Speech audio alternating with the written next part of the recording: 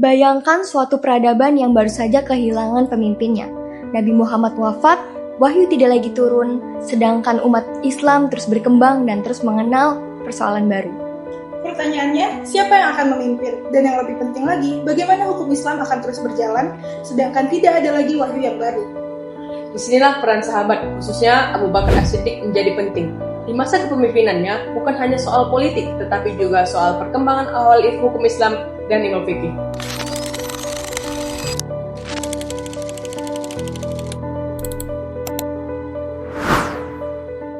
Assalamualaikum warahmatullahi wabarakatuh. Shalom, Om Swastiastu, Namo Buddhaya, dan salam kebajikan untuk kita semua. Halo Sobat seputar hukum Islam, pada bulan Ramadan tahun ini, kami akan membahas seputar sejarah hukum Islam. Topik kali ini akan membahas sejarah perkembangan ilmu fikih pada masa Abu Bakar, yakni sahabat pertama Nabi Muhammad. Langsung saja, let's go!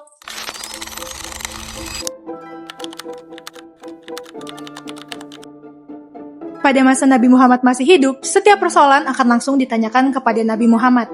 Jika ada masalah, Nabi Muhammad akan memberikan keputusan berdasarkan wahyu dan juga sunnah Nabi Muhammad. Namun, setelah Nabi Muhammad wafat, situasi pun berubah.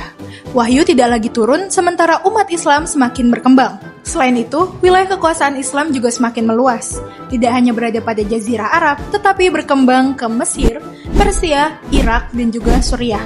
Perluasan wilayah tersebut menyebabkan umat Islam menghadapi persoalan-persoalan baru yang sebelumnya tidak pernah dihadapi. Dalam kondisi ini, para sahabat harus mencari cara untuk menyelesaikan masalah yang belum ada di Al-Quran maupun di Sunnah Nabi. Sebagai khalifah pertama, Abu Bakar As-Siddiq memiliki metode yang jelas dalam menentukan hukum. Pertama, ia akan selalu merujuk pada Al-Quran terlebih dahulu sebagai sumber hukum utama. Jika suatu persoalan tidak ditemukan ketentuannya dalam Al-Quran, maka beliau akan mencarinya dalam sunnah Nabi Muhammad SAW.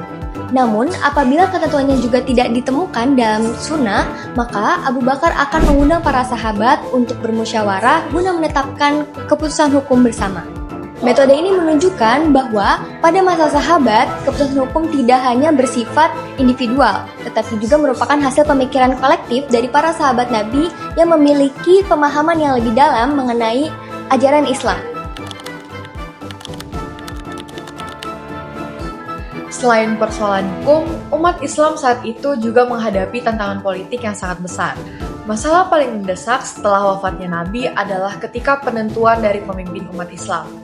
Nabi Muhammad ketika itu tidak meninggalkan wasiat yang secara langsung menunjukkan penggantinya secara khalifah. Hal ini tentunya menimbulkan perdebatan di kalangan sahabat, khususnya antara kaum Ansar dan kaum Muhajirin. Perdebatan tersebut terjadi dalam sebuah peristiwa yang dikenal sebagai pertemuan di Saqifah Bani Saidah. Setelah melalui proses musyawarah yang cukup panjang, para kalangan sahabat akhirnya sepakat untuk mengangkat Abu Bakar As-Siddiq sebagai khalifah pertama umat Islam. Namun, tantangan belum berhenti di situ. Pada masa ini juga terjadi berbagai pemberontakan dan penyimpangan akidah, salah satunya oleh Musailama Al-Kadzab yang mulai mengaku sebagai seorang nabi. Pada masa kepemimpinan Abu Bakar terjadi peristiwa penting, yaitu penghimpunan Al-Quran dalam satu mushaf. Hal ini bermula karena banyaknya penghafal Al-Quran yang gugur dalam perang Yamamah.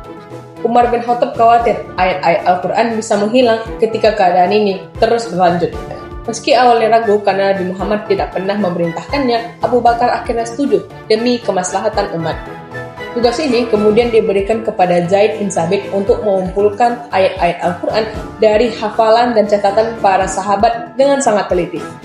Dari sini kita bisa melihat bahwa masa Abu Bakar memiliki peran yang sangat penting dalam perkembangan awal hukum Islam. Metode penemuan hukum melalui Al-Quran, Sunnah, dan diskusi dari para sahabat menjadi fondasi penting dalam penemuan ilmu fikih pada masa-masa berikutnya. Selain itu, penghimpunan Al-Quran pada masa Abu Bakar juga menjadi langkah yang cukup besar dalam menjaga sumber hukum utama umat Islam hingga saat ini.